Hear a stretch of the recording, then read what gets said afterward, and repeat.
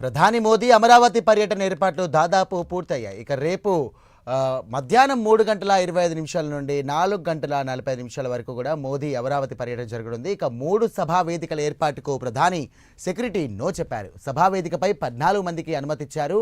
ప్రధాని Modi, governor, CM Chandrababu, deputy CM Pawan Kalyan, మంత్రి నారా లోకేష్, కేంద్ర మంత్రులు రామ్మోహన్ నాయుడు, పెమ్మసాని చంద్రశేఖర్ తదితరులు ఇక సభా వేదికపై ఉండనున్నారు. మొదట మంత్రి నారాయణ స్వాగతోపన్యాసం చేయనున్నారు. తర్వాత సీఎం చంద్రబాబు ప్రసంగించనున్నారు. ఇక ఆ తర్వాత ప్రధాని మోదీ ప్రజలను ఉద్దేశించి మాట్లాడనున్నారు. ఇక 12 నిమిషాల పాటు ప్రధాని మోదీ ప్రసంగం ఉండే ఛాన్స్ ఉంది.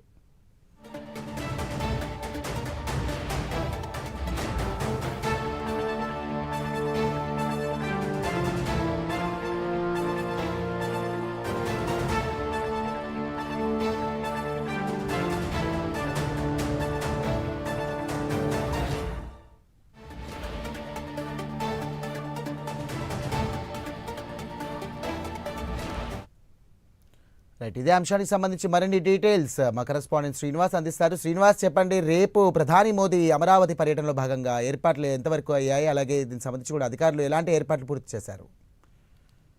Thank you Sairam.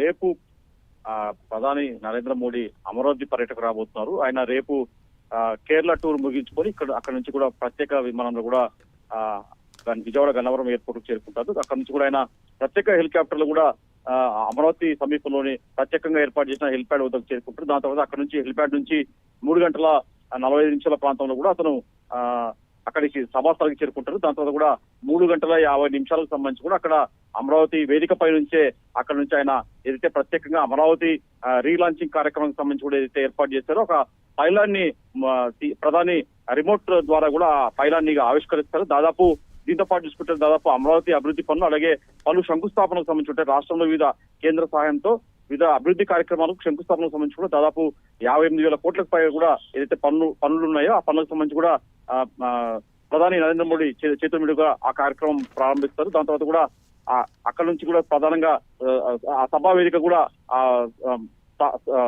కూడా మంత్రి నారాయణ కూడా స్వాగతోపన్యాసం చేస్తారు. దాని తర్వాత కూడా సీఎం చంద్రబాబు నాయుడు కూడా సభను ఉద్దేశించి ప్రసంగిస్తారు.